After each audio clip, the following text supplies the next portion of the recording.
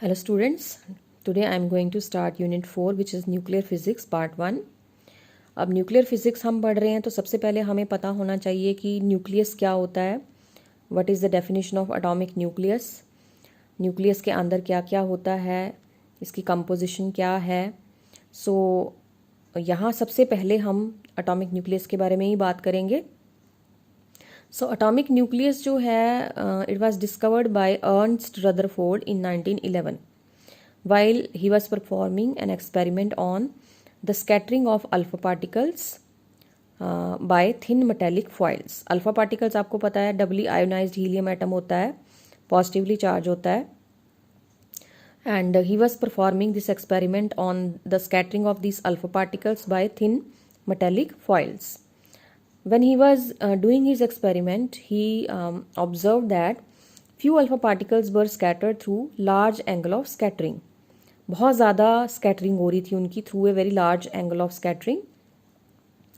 ये क्यों हुआ, ऐसा कैसे हो रहा है, ठीक है। अब इस चीज़ को पैसिफाई करने के लिए he said that Rutherford propose that alpha particles could suffer because alpha particles are positively charged, ठीक है। They could suffer large deflection only if there is electrostatic interaction between the positive charge of alpha particle and the positive concentrated positively charged region within the atom, ठीक है। अब उसने कहा कि ये जो लार्ज डिफ्लेक्शन हो रही है अल्फा पार्टिकल्स की, ये किसकी वजह से हो सकती है कि क्योंकि because they are positively charged, तो हो ना हो एटम के सेंटर में एक ऐसा पॉजिटिव चार्ज होगा जो उसको रिपेल कर रहा है, ठीक है। Due to electrostatic repulsion between these alpha particles and the concentrated positively charge region within the nucleus of the atom. अब यही जो पॉजिटिवली चार्ज रीजन है, this positively charge and massive region within the atom, it was named as nucleus. On the basis of these observations, Rutherford proposed the nuclear model of atom। उसने अपना atom का model दिया। According to Rutherford's atomic model, क्या क्या उसके features थे। Number 1, all nuclei are positively charged and the magnitude of the charge on nucleus is given by Q is equal to ZE। ZE जो है वो nucleus का charge होता है, Z हो गया उसका इंटीजर और E हो गया magnitude of the charge which is equal to 1.6 into 10⁻⁻19 coulomb. जितना इलेक्ट्रॉन का चार्ज है उतना ही इसका चार्ज होता है, ठीक है। Second point is almost whole of the mass of the atom is concentrated within the small volume of the nucleus. अब जितना भी मास है एटम का, that is concentrated within this massive nucleus. इसका volume बहुत ज़्यादा होता है, मतलब विद इन है तो स्मॉल वॉल्यूम है लेकिन इट इज़ वेरी मैसिव। सारे का सारा जो मास है एटम का, that is concentrated within the nucleus. Third point, the size of the nucleus is very small as compare to the size of the atom. Nucleus का size होता है 10⁻14 to 10⁻15 meter और एटम का size होता है 10⁻10 meter. Nucleus का size small है as compare to the size of the atom. Fourth point, the distribution of positive charge within the nucleus is uniform, ठीक है। न्यूक्लियस के अंदर पॉजिटिव चार्ज जो है वो यूनिफॉर्मली डिस्ट्रीब्यूटेड है, मतलब the atomic nucleus is spherical in shape. जो उसकी शेप है वो क्या है, स्फेरिकल है। Now next is composition of nucleus. Nucleus के अंदर और क्या क्या है। एक तो हमने कहा पॉजिटिवली चार्ज है, पार्टिकल्स हैं which are known as protons. दूसरा उसके अंदर एक और पार्टिकल है that is neutron which is neutral particle, इसके ऊपर कोई चार्ज नहीं होता। The number of protons in a nucleus that is known as its atomic number. इसको Z से डिनोट करते हैं। जितने प्रोटॉन्स होंगे न्यूक्लियस के अंदर वही उस एटम का एटॉमिक नंबर होगा। The sum of number of protons and number of neutrons, number of neutrons को हम कैपिटल N से डिनोट करते हैं, नंबर ऑफ प्रोटॉन्स को Z से डिनोट करते हैं। जब इनको ऐड करते हैं Z plus N, that is known as the mass number of the atom. यहाँ से N number of neutrons can be written as A minus Z। अब प्रोटॉन्स एंड न्यूट्रॉन्स जो हैं न्यूक्लियस के अंदर, they are collectively known as nucleons. इनको हम क्या बोलते हैं, प्रोटॉन्स और न्यूट्रॉन्स को न्यूक्लियॉन्स बोलते हैं। अब इसको रिप्रेजेंट कैसे करते हैं, न्यूक्लियस को, किसी भी एलिमेंट के एटम के न्यूक्लियस को कैसे रिप्रेजेंट करते हैं, एक्स ए जेड। ए आ गया ऊपर, जेड आ गया उसके फीट में। A is the mass number and Z is the atomic number, X आ गया symbol of the element. For example अगर हम सोडियम न्यूक्लियस के बारे में का लिखें, कैसे लिखते हैं उसको, कैसे रिप्रेजेंट करते हैं, तो सोडियम का सिंबल है Na, राइट। और 23 उसका मास नंबर आ गया, 11 उसका एटॉमिक नंबर आ गया। उसके बाद अब बात करते हैं प्रोटॉन के बारे में। न्यूक्लियस के अंदर प्रोटॉन होता है which is positively charge particle. So proton is the constituent of a nucleus. The positive charge of an atom is concentrated in the nucleus due to this particle which is positively charged called proton. और इसका जो magnitude of charge है on a proton that is 1.6 into 10⁻⁻19 coulomb. और इसका मास जो है that is 1.6726 into 10⁻⁻27 kilogram के बराबर, या इसको हम 1.007276 यूनिट के, यू जो है यूनिट है, ठीक है, इसके बराबर भी लिखते हैं। And it has a spin और intrinsic spin angular momentum which is equal to 1/2 h cross upon 2 lambda. इसकी इंट्रिंसिक स्पिन एंगुलर मोमेंटम इसके बराबर होता है the number of protons in the nucleus is called its atomic number, ठीक है। Atomic number को हम Z से डिनोट करते हैं। उसके बाद हम बात करते हैं न्यूट्रॉन की। Neutron was discovered by Chadwick in 1932। It is also a constituent of the nucleus. ये मैंने बताया आपको, ये न्यूट्रल होता है, कोई चार्ज नहीं होता इसके ऊपर। इसका मास जो है दैट इज़ 1.6748 इंटू 10⁻⁻27 किलोग्राम, जबकि प्रोटॉन का मास था 1.6726 इंटू 10⁻⁻27 किलोग्राम। थोड़ा ही फ़र्क है दोनों में, और इसको हम इस फॉर्म में भी लिखते हैं 1.008665 unit. So being neutral it is neither attracted nor repelled by the nucleus of an atom, so it can penetrate deep into the atom. ये एटम के अंदर काफ़ी दूर तक पेनिट्रेट कर सकता है because it is neutral. So it has low ionising power, ionising power इसकी कम है। Neutron inside the nucleus is stable, जब ये न्यूक्लियस के अंदर होता है तो ये स्टेबल होता है। नाउ अब हमने बात की कंपोजिशन के बारे में न्यूक्लियस की। Now next is what are the basic properties of nucleus. पहली जो उसकी प्रॉपर्टी है that is nuclear mass. The nucleus consist of protons and neutrons. The mass of the nucleus should be, अब जो न्यूक्लियस है उसके अंदर होते हैं प्रोटॉन और न्यूट्रॉन। सपोज Z आ गया नंबर ऑफ प्रोटॉन, N आ गया नंबर ऑफ न्यूट्रॉन, MP हो गया मास ऑफ प्रोटॉन, Mn हो गया mass of neutron. So the mass of the nucleus क्या होगा फिर, ZMP प्लस NMN, ठीक है।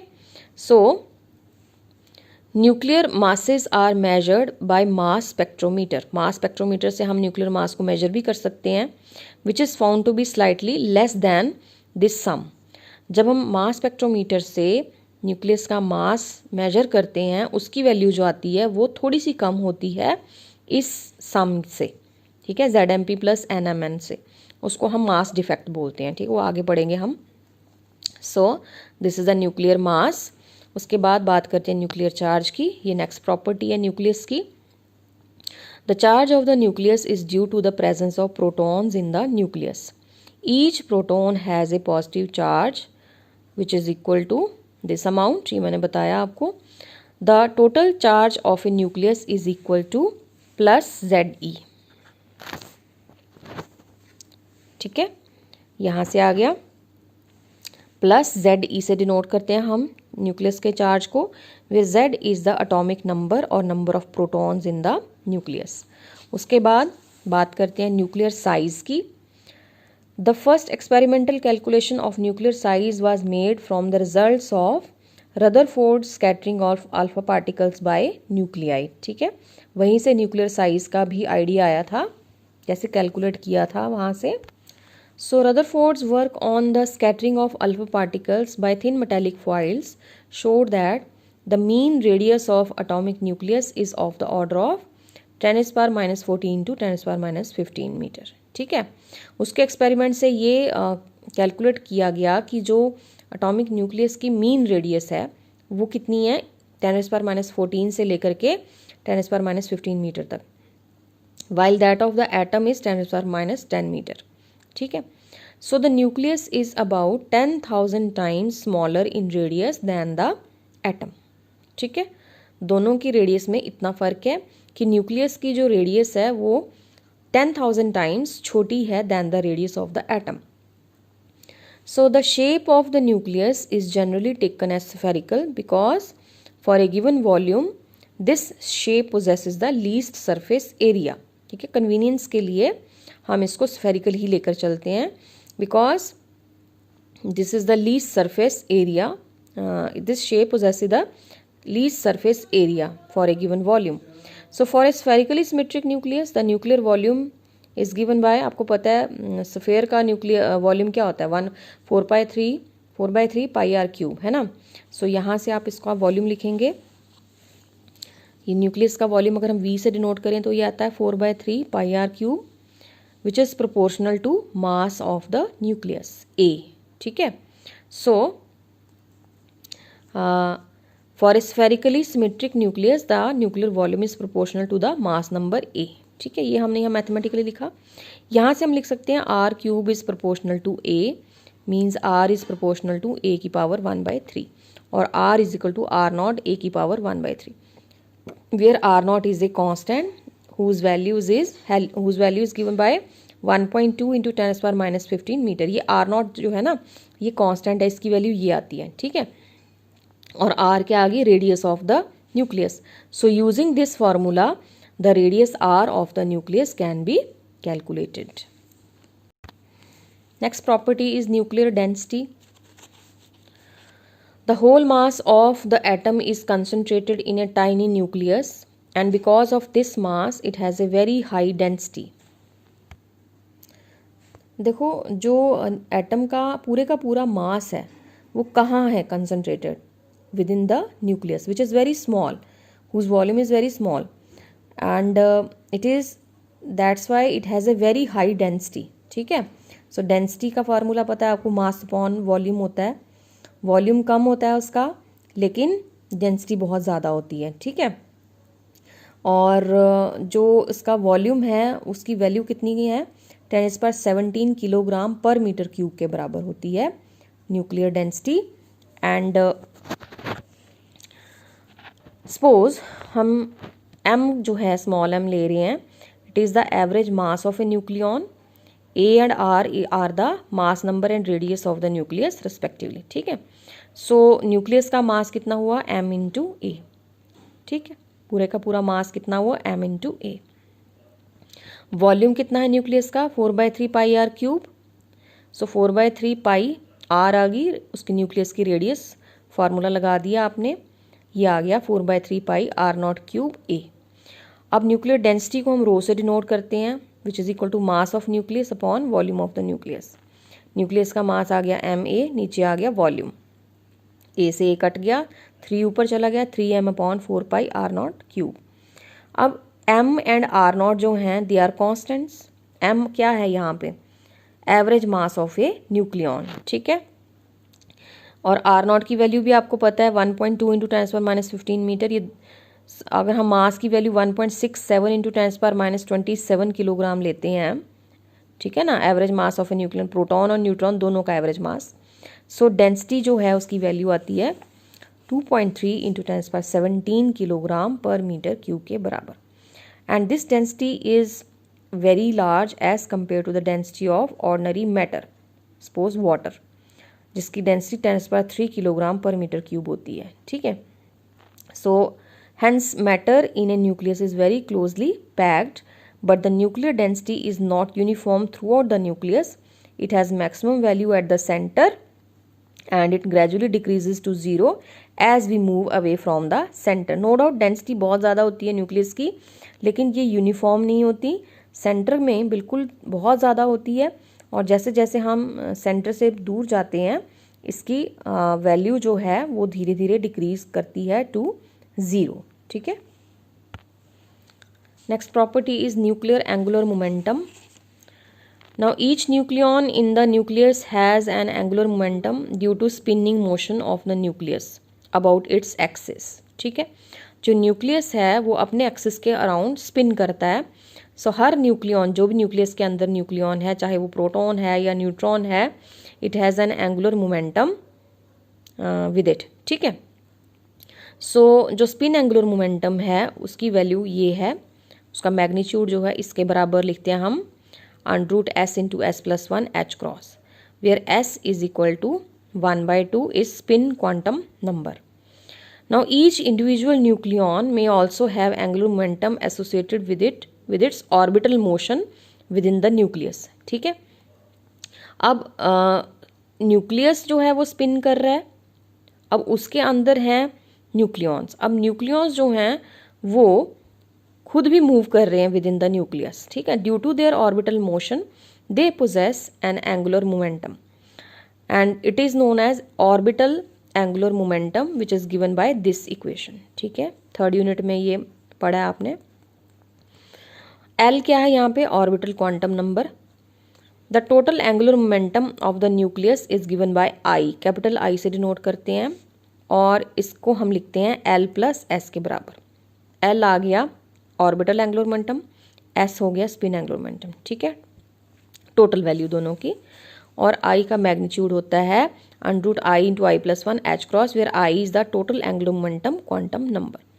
The value of I depends upon the type of interaction और कपलिंग बिटवीन द न्यूक्लियॉन्स. ठीक है, आई की वैल्यू किसके ऊपर डिपेंड करती है कि जो न्यूक्लियॉन्स के बीच में इंटरेक्शन है वो किस टाइप की है. The total angular momentum of a nucleus is also called nuclear spin. ये जो आई है, कैपिटल आई, इसको हम न्यूक्लियर स्पिन भी बोलते हैं. It has been found that the nuclei have low spin in their ground state as compare to the spin in their excited state. ठीक है, all even nuclei have zero spin in the ground state, whereas all odd nuclei have integral spin. All odd even nuclei have half integral spin lying between half h cross to 9/2 h cross. अब ये even odd में क्या बोल रही हूँ? Even का मतलब जिसका प्रोटॉन नंबर भी इवन हो और न्यूट्रॉन नंबर भी इवन हो. ठीक है, z और n दोनों बराबर इवन हो जब, तो उनके लिए उनकी जो स्पिन है nuclear spin that is 0. Odd मतलब ऑड प्रोटॉन और न्यूट्रॉन नंबर. ऐसे न्यूक्लियाई की हाफ इंटेग्रल स्पिन होती है, जबकि odd proton number even neutron number जो न्यूक्लियाई होते हैं उनकी हाफ इंटेग्रल स्पिन होती है which is between 1/2 h cross to 9/2 h cross. उसके बाद है nuclear magnetic movement. We know that the spinning electron has an associated magnetic dipole movement of 1 Bohr magneton which is μb = EH cross upon 2me. जब electron जो है उसका spinning की वजह से अपना एक मैग्नेटिक डाइपोल मूवमेंट होता है जिसको हम बोहर मैग्नेटॉन बोलते हैं, ये उसका एक्सप्रेशन है. Now proton has a positive charge and due to its spin it should have a magnetic dipole movement which is given by EH cross upon 2mp. ठीक है, ये डिरैक ने दिया था, डिरैक की थ्योरी थी, वहाँ से आता है. mp क्या है? Rest mass of the proton. अब ये जो है EH क्रॉस अपॉन 2mp हमने लिखा, it is known as nuclear magneton which is denoted by μn. So it is used as unit of nuclear magnetic movement. सो nuclear magneton किसके बराबर हुआ? μn EH cross upon 2mp. जैसे electron के पास Bohr magneton होता है, उसी तरह प्रोटॉन के पास न्यूक्लियर मैग्नेटॉन होता है जिसकी ये वैल्यू आती है. ऑल्सो बोहर मैग्नेटॉन की जो वैल्यू होती है वो ये होती है, इतनी होती है. So the ratio of nuclear magneton to Bohr magneton अगर हम लें तो ये किसके बराबर आती है? जब इनको हम करते हैं कैलकुलेट, सो यहाँ से आया me upon mp which is equal to 1/1836. So μn is equal to 1/1836 into μv. So for all nuclei magnetic movement mu is given by mu is equal to GEH cross upon 2mp. ये जो G factor है it varies from nucleus to nucleus. ठीक है, generalise किया ना हमने इस फार्मूले को यहाँ से μn को. जब सभी न्यूक्लियाई के लिए हम मैग्नेटिक मोमेंट लिखेंगे तो म्यू किसके बराबर आएगा, g into e H cross upon 2mp के बराबर। जी जो है it varies for nucleus to nucleus. For a proton mu p, proton के लिए हम लिखेंगे mu p which is equal to 2.792 e H cross upon 2mp, ये जी की वैल्यू है, इसको हम लिखेंगे 2.792 म्यू एन। न्यूट्रॉन के लिए mu N is equal to -1.913 E H cross upon 2mp या -1.913 म्यू एन। उसके बाद इलेक्ट्रिक क्वाड्रपोल मूवमेंट क्या होता है। The electric quadrupole movement arises due to the non uniform distribution of electric charge within the nucleus. मैंने आपको starting में बताया कि हम ये कंसिडर करते हैं कि जो इलेक्ट्रिक चार्ज है न्यूक्लियस के अंदर, positive charge, that is uniformly distributed, लेकिन sometimes the distribution of this positive charge is not uniform. So वहाँ पे एक क्वांटिटी अराइज होती है, एक वैल्यू नाम है जिसका, प्रॉपर्टी का, quadrupole movement, electric quadrupole movement. It arises due to the non-uniform distribution of electric charge within the nucleus, and it is a measure of the departure of a nucleus from its spherical symmetry। ठीक है, ये हमें बताता है कि जो nucleus है उसकी शेप जो है कितनी डिफॉर्म्ड है। ठीक है, एंड ये इसका फार्मूला है। The quadrupole movement of ellipsoid shaped nucleus is given by 2y5z b square minus a square। z is the atomic number, A and B are semi major and semi minor axes. ये देखो यहाँ पे diagrammatically अगर हम show करें, जब spherically symmetric होगा nucleus तो A is equal to B, जब A is equal to B तो Q क्या हो गया, 0। तो स्फेरिकली सिमेट्रिक न्यूक्लियस के लिए इलेक्ट्रिक क्वाड्रपोल मूवमेंट की वैल्यू 0 होती है। और जब ये वाली सिचुएशन होगी when B is greater than A, तो यहाँ से देखो जब B is greater than A तो Q is positive. When Q is positive, so ऐसी शेप को हम बोलते हैं प्रोलेट स्फेरॉइड शेप। ठीक है, ये आ गई थर्ड कंडीशन। जब B is less than A, when B is less than A तो Q क्या होगा, नेगेटिव होगा बाय दिस फार्मूला। सो इस शेप को हम बोलते हैं ऑब्लेट स्फेरॉइड शेप, यही हमने यहाँ डिस्कस किया है। ठीक है, so dimension of the quadrupole movement is that of area. इसकी जो डायमेंशंस हैं वो एरिया के बराबर होती हैं। In nuclear physics area is measured in barn. ठीक है, न्यूक्लियर फिजिक्स में हम एरिया को बार्न में मेजर करते हैं। 1 barn is equal to 10⁻⁻28 metre square and the value of Q lies between 10⁻⁻28 metre square to 10⁻⁻30 metre square. So this is all about electric quadrupole movement. जो लास्ट प्रॉपर्टी है that is parity. Parity is a fundamental property of atomic nucleus. According to quantum mechanics, every moving particle has a wave associated with it, which corresponds to a wave function psi that depends on the space coordinates x, y, z. ठीक है, quantum mechanics क्या कहती है कि हर moving particle जो है it has a wave associated with it which is represented by a wave function psi, और psi किस पे डिपेंड करता है, इन कोऑर्डिनेट्स पे एक्स वाई जेड पे। Now parity of a nucleus it refers to the behaviour of this wave function as a result of the inversion of coordinates. ये जो है एक्स वाई जेड, अगर हम इनको इन्वर्ट कर दें, मतलब -x -y -z ले लें, तो साई पे क्या इफेक्ट पड़ता है, साई का क्या बिहेवियर होता है, पैरिटी हमें उसके बारे में बताती है। ठीक है, so if the sign of the wave function psi does not change by reflection of a particle through the origin, the parity of the particle is said to be even।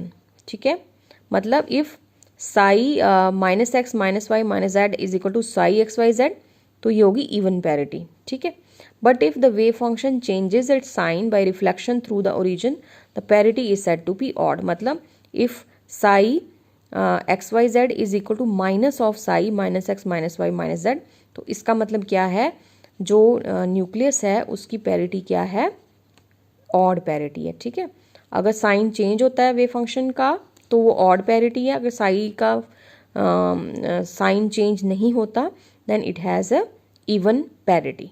Right, so this is all about the basic properties of nucleus. मैंने आपको atomic nucleus के बारे में भी बताया, उसकी composition के बारे में बताया, देन उसकी बेसिक प्रॉपर्टीज़ के बारे में भी बताया। ठीक है।